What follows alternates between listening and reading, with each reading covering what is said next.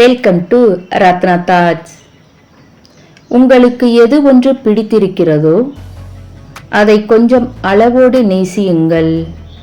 அப்போதுதான் வாழ்க்கையில் அதை இழந்தாலும் வலிகள் பெரியதாய் தெரியாது. அன்பு காட்டுவதில் போலிக்குதான் இங்கு பரிசும் பாராட்டும் கிடைக்கிறது.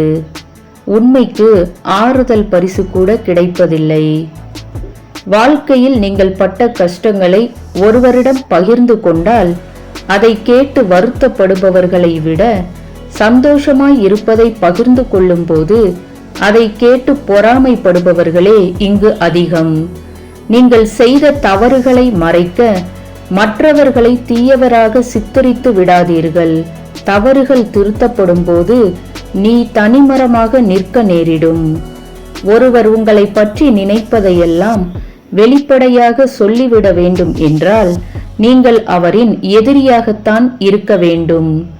சில இடங்களில் எதிர்த்து பேசவும் பழகிக்கொள்ளுங்கள். இல்லை என்றால் நம் பக்கம் இருக்கும் நியாயங்கள் தெரியாமலேயே போய்விடும். அவசியம் இல்லாதவர்களிடம் உண்மைகளை சொல்லாதீர்கள். அவசியமானவர்களிடம் பொய்களை சொல்லாதீர்கள். இரண்டுமே உங்களை என்றும் காயப்படுத்திக் கொண்டே இருக்கும். நாம் விரும்பியதாக இருந்தாலும் நம்மை விரும்பியதாக இருந்தாலும் நீ மட்டும்தான் வேண்டும் என தொடங்கி கடைசியில் யாருமே வேண்டாம் என்றே முடிகிறது. ஆசையை தூண்டிவிட்ட மனிதர்கள்தான் சில தவறுகளுக்கு பிறகு தத்துவம் சொல்லிவிட்டு நம்மை தனிமையில் தவிக்க விட்டு செல்கின்றனர். பல நேரங்களில் அவரவர் தங்கள் தேவைக்கு ஏற்றாற்போல் நம்மை பயன்படுத்திக் கொள்வதைத்தான் நாம் பாசம் என்று தவறாக புரிந்து கொள்கிறோம்.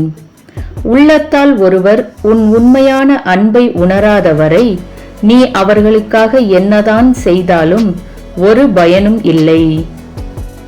தேங்க்ஸ் ஃபார் வாட்சிங் ஃப்ரெண்ட்ஸ். வீடியோ பிடிச்சிருந்தா லைக் பண்ணுங்க, சப்ஸ்கிரைப் பண்ணி சப்போர்ட் பண்ணுங்க. இந்த நாள் இனிய நாளாக அமைய வாழ்த்துக்கள். நன்றி.